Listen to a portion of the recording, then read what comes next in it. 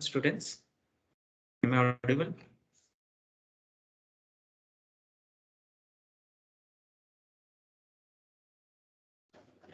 Afternoon, sir. You are audible, sir.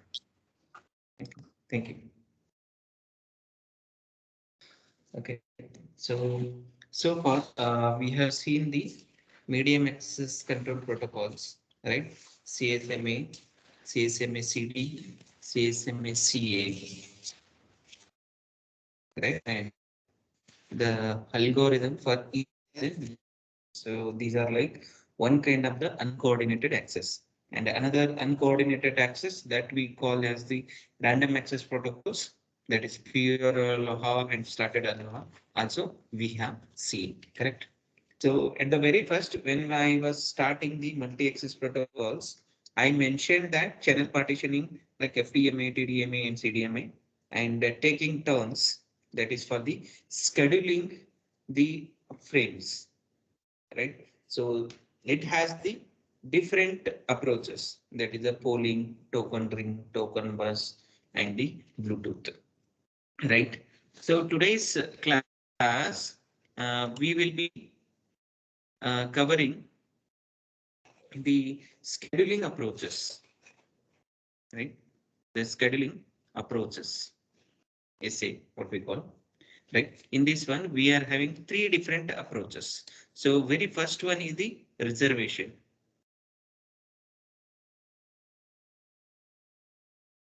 So before transmitting any frame to the link, we need to reserve that slot. So that the first approach we'll be studying, and the second one is the polling, right? So in the at the very first class of the second module, I have mentioned the HDLC protocol in that the primary station and the secondary stations where we have discussed, right? So similar kind of concept will be there in the polling. And the last one is the token passing.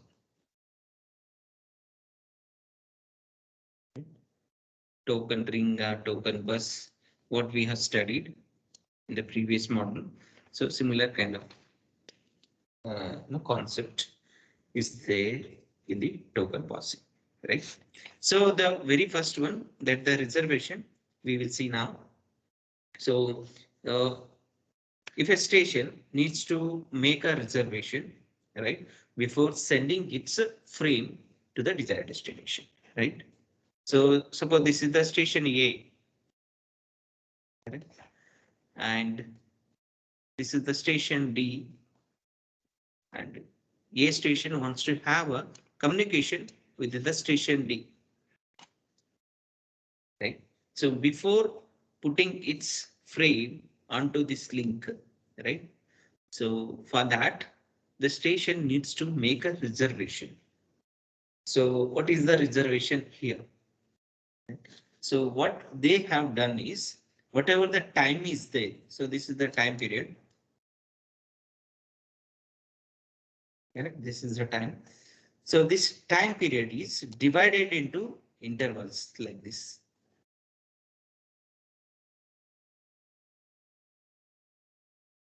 Right? Intervals. You can call it as a interval or slot. So interval or slot. Right?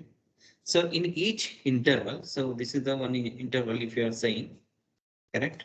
Each interval, a reservation frame precedes the data frames sent in this interval, right? Suppose we are having the, n stations I am having. Suppose there are n stations in the network, correct? N stations are there in the network. So for the n stations, according to this reservation approach, right, we need the n intervals, or what we can call it as a n mini slots. For what? For the reservation for the n stations, right? So for the n stations, we need n intervals or n mini slots or slots, or you can say the interval.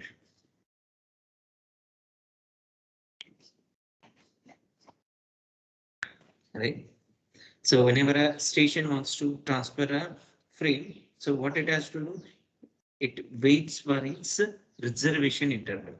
And whenever its turn comes, right, or whenever its interval comes, at that time it will broadcast its bits in this interval or in this mini slot, right? So by listening to the reservation interval, right, every station knows which stations will transfer frames and in which order the frames are transferring by any station in the network.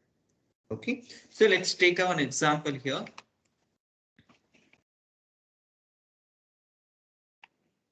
Okay. Suppose this is the reservation interval. Okay, and I'll be calling at the 0th mini slot first, second, this is the third, second, and fourth, fifth mini slot, sixth mini slot, and finally the seventh mini slot. Okay.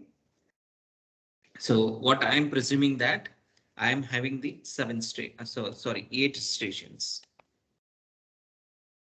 I'm having 8 stations in my network. 8 stations.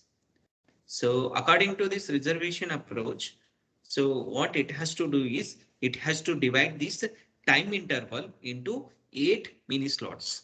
So we have got 8 mini slots from 0 to 7, right? So in these slots, right, in these mini slots, if you write 0, right, then station doesn't have the frame, so it won't send any frame. So whenever it, the station writes 1, then it is ready to send a frame. Okay, so let's see, take one example. For example, the 0th station, 0, 1, 0, 1, 0, 1, 0, and it's 0, right? So this reservation interval, it says that the station 1, this is the station 1, okay? This, sorry, station 1 and the third station. So this is the one in the third. So third station. Okay, and this one is the fifth station. Fifth station. So this is the one, and this is the another one. Right. So according to this reservation interval, it says that station 1, station 3, and station 5 have the frames and they wants to transmit it. Okay, so that's how the reservation approaches will be working. Or you can give the one more example here. So it's 0th interval, 1, 2, 3, 4, 5, 6, 0, 1, 2, 6. Right? If you write like this, and if suppose if you write all 1, correct? If you write all 1 means all the stations wants to transmit their frames. Right? Or if you make any stations has a 0 like this, then it indicates that only this and this and this and this, only these 4 stations wants to send a frame. right? So this is about the reservation approach, right? The second one is the polling.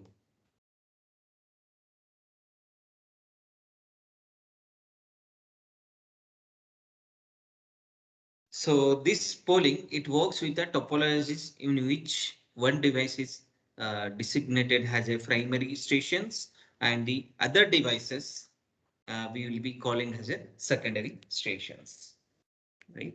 So it has the two stations. One is primary and second one is the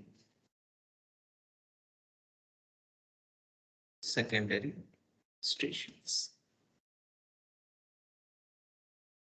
You can correlate the polling as your Bluetooth device and you are sharing some images or some files from you to your group of friends, right? More than one or more than two. So your device will be the primary device, okay? And your friend's device will be the secondary device as the secondary stations, okay? And here, one constraints we are having whenever, right, data exchanges happens between the primary and the secondary or secondary station among the secondary stations, right? If any communication happens, so this communication has to go through only primary stations. Okay, then only the communication will be valid. Okay, so in order to send any kind of a message, right, or any kind of a message if you want to receive, we are having a few functions here. So the very one first one is the select function.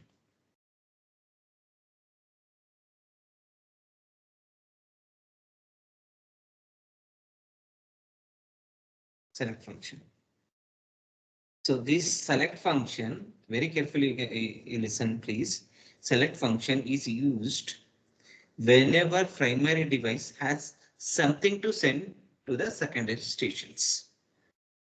Right? Again, I'm repeating, the select function will be used whenever the primary device has some information to send. Okay. So at that time only the select function will be used. The second one, we are having poll.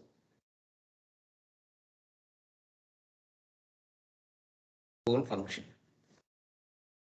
P O double L poll. And the poll function will be used to ask the secondary stations, for example, S1 and S2 are the secondary stations, right? Whenever they have to send, because primary is ready to receive data. We will see one example. There we will get a more clear idea about these functions, right? So let's consider the first device is a primary device. Okay, PRI. And I'm having the one secondary device, right? And I'll create it as a S1. And I'm having the one more secondary device and naming it as S2. Right? This is the timing diagram. So here I want to make a communication between primary and the secondary. That's why I have put this timing diagram here. Or you can put this also like this, so no issue. Okay. So now we'll see the select function, right? So select function will be activated whenever the primary device has a something or some information to send to the secondary device. Suppose we'll consider primary has the information to transmit to the secondary station S2, right? So what it has to do? It has to send a first select, SEL, select. Okay. And as soon as select function is received by the S2, then there will be acknowledgement from station S2. Right? So means select means, so I'm ready to send some information to you. Please be ready for receiving that data or the information. That is the meaning of the select to the station S2. Right? Once it is ready, then only it will send the acknowledgement. Okay. So once the acknowledgement is ready, that acknowledgement is received by the primary station, then that indicates that the station S2 is ready to receive the information or the frame. Then it will send the data, actual data. Okay, this is the actual data. Then after receiving the actual data, of course, it will send back the acknowledgement. Okay, so again, I will be repeating this one. So we are seeing the select function in this example, right?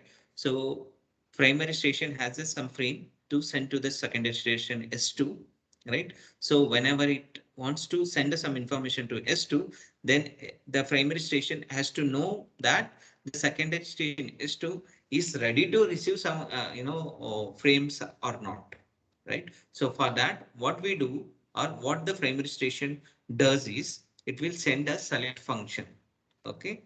Select function is, are you set to receive the information or not? So if the station S2 is okay, I'm ready to receive the information, then only the station S2 will be sending the acknowledgement to the primary station. Then primary stations believes that okay, S2 is set and it is ready to receive whatever the data or the whatever the required amount of data which the primary station has mentioned in the select function. So only those amount of data will be transmitted to the S2. So once the information is received, then there is an acknowledgement back to the primary station. So this is about the uh, selector function, right? Now we will see the second one, the poll function, right? So we'll consider the same example where one station is there. So this is the primary station and this is the secondary station which is denoted as S1 and the other one is secondary station S2 is denoted as S2, right? We are having the timing diagram like this. Okay, good. And you can connect like this. So all are connected in this way. Okay.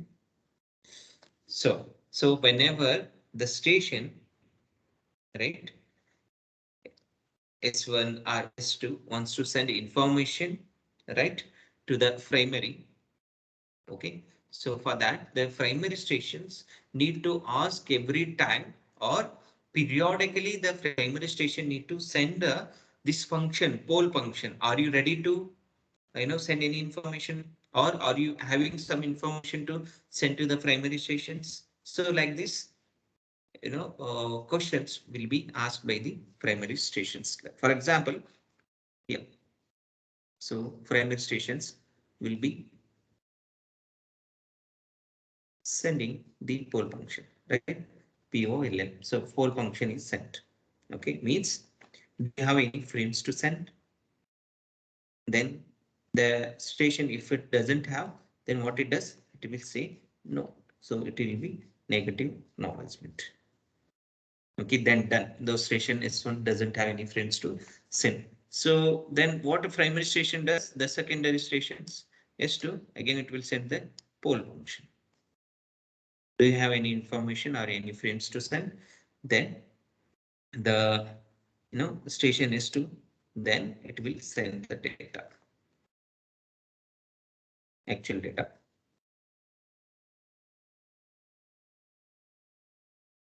Right? Then after sending that one, it will be sending the acknowledgement back to the circuit instructions. Okay, see this is the one. So here objective is station S2 wants to send information to primary stations, right?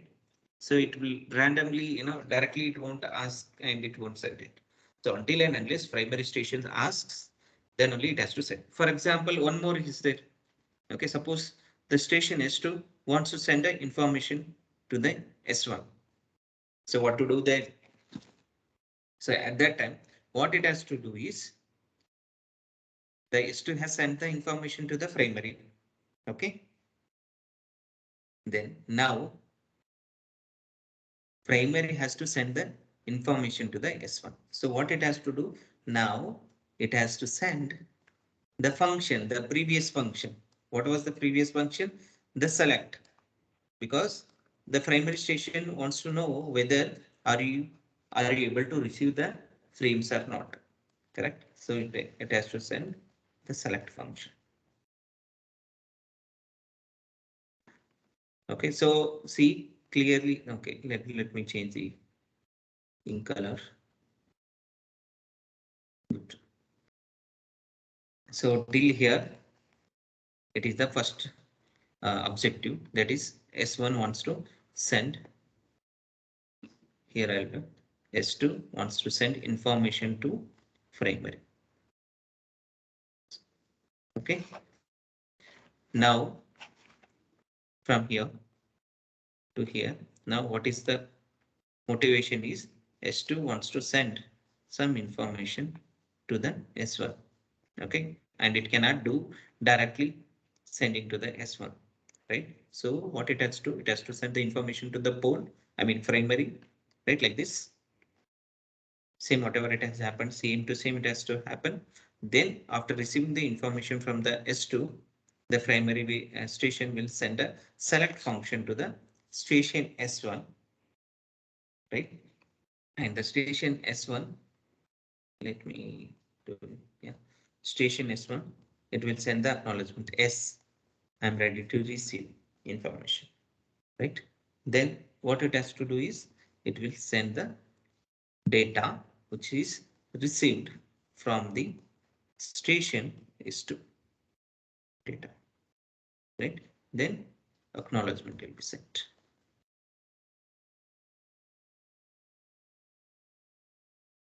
Okay. Student, any question here? Any doubts?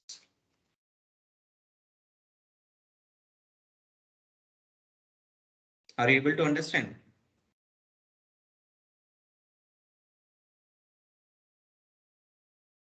Yes, sir. Yes, sir. Okay.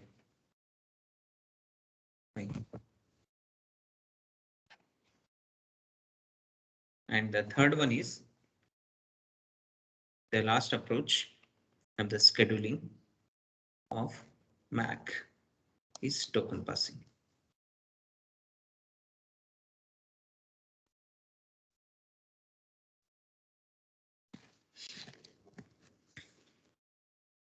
So here there will be a ring like this, right? And there are stations. For example, S1, and here S2 is there. S2 and S3 and finally 4,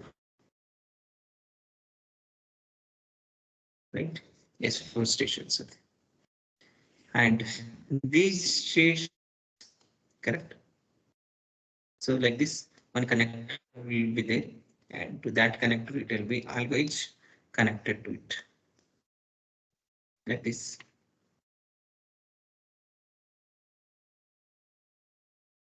Like this. Like this connector will be there. Okay. So here there will be a one small. So here I'll be. So this is the token ring.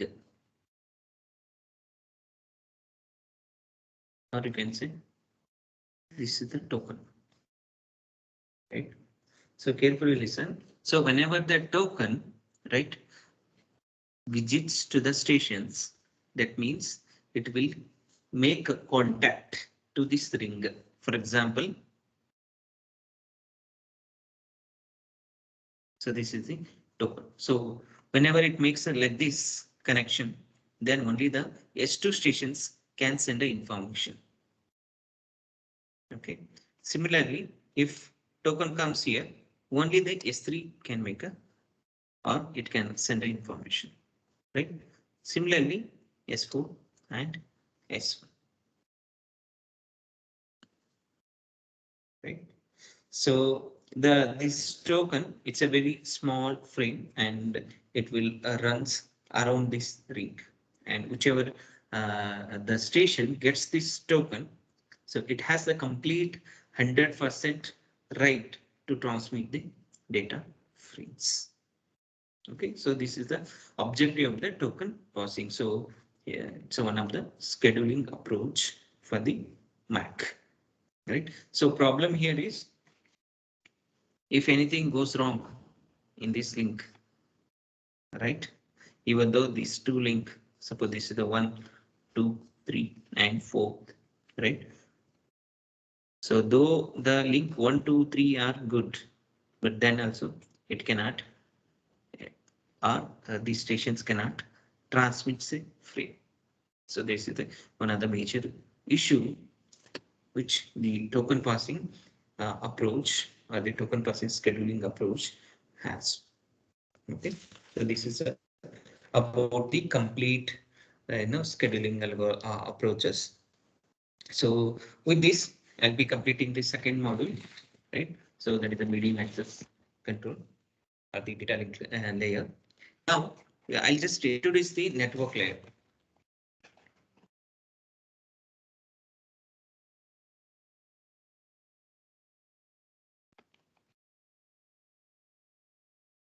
Network layer.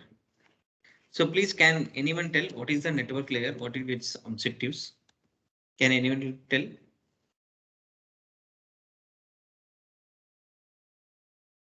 What is the network layer? For what the network layer we have to use? Or just tell me, have you come across the network layer in your day-to-day life?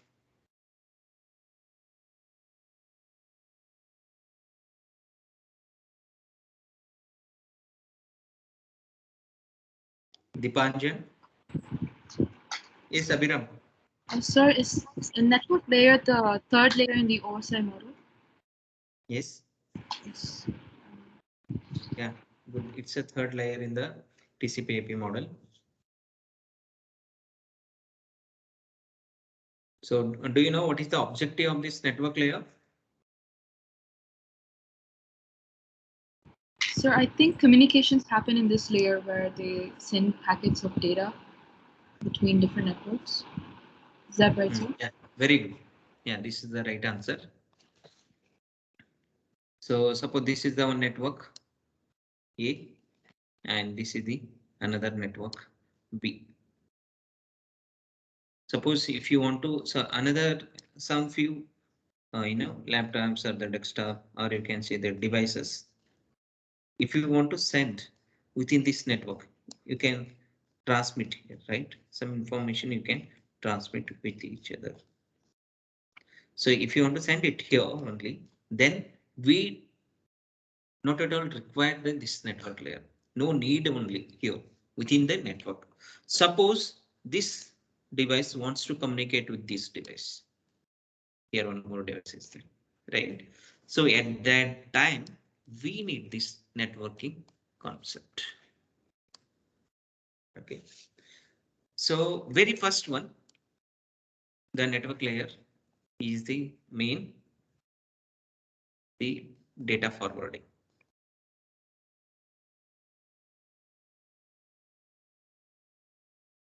And routing the data, right? So we need to find a path, shortest path of the system, correct? So in the global, right? We don't know where the person is, right? And you take an example of the classroom scenario only. So I'm sitting in my place and you all are sitting in with your respective places, right? So how this communication is happening, right? If the network layer is not there, then we cannot do these kind of online classes, or we cannot forward any kind of a messages to anyone, right? And I'm whatever I am speaking, so this information is reaching to your respective systems, right? So these respective systems reaching whatever the information is there. So this information will be coming in a shorter way. So they will be selecting the shortest path. Okay. So here a router, okay, router will come into picture. So anyway, I have written here. And the second one is we need to identify this system, right? So though we are having the physical address or the MAC address, right, which we have discussed in the second module, right? So with that, we cannot identify where exactly the person is, right? So we need a one more addressing called the IP addressing, Internet Protocol addressing. So that we call the IP addressing, right? And they are assigning the IP whenever the person enters to this network, right? So this IP addressing will be happening in both way. Sorry, in a two way. So one is the static, whatever the IP which is assigned at the beginning, right? So that will be taken whenever the user enters into this network. And the second one is the dynamic. Means every time this IP will be, you know, changed whenever the user enters the first time, right? It will be having the one kind of IP. Second time it will be having another IP address, and third, so on, right? So it will efficiently utilizes the IP addresses in the dynamic, and whenever he wants to leave, right? So that IP address will be deallocated to that particular user, right? So this is about the IP addressing, right? And this IP addressing, so actually we are having the three different types of addressing in the TCP/IP protocol. The first one which we have seen, that we call the MAC address, right? Which I have told here, physical address or MAC address. So that is of 48 bits, 48 bits, right? Or 6 bytes. And the second one, this IP address.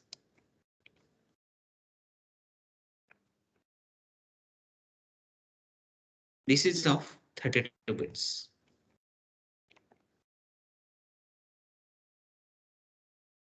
Okay. Sorry, in not bytes, it's a bits, 32 bits.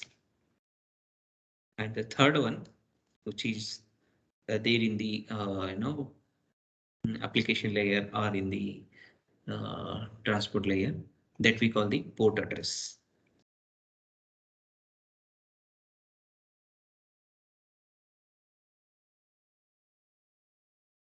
So it's up 16 bits. Okay, so these are the different addressing are there in the TCP/IP protocol suite, right? So this is about the network layer addressing, that is the IP address, right? And again, we are having the different classes in the IP addressing, right? Class A, class B, class C. So that we call the classless and the classful. So how to assign the class less IP address? Suppose in my organization, I'm having a very less number of 50 people, then how to choose the IP address?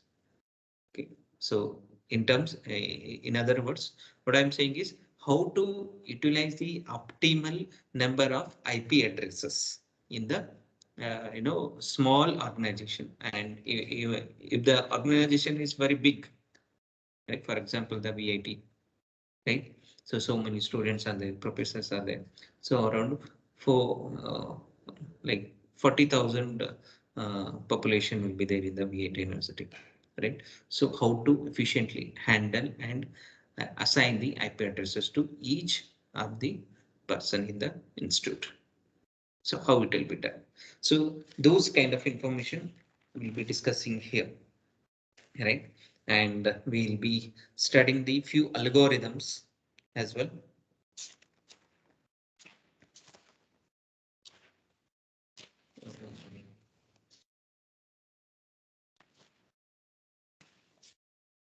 Yeah.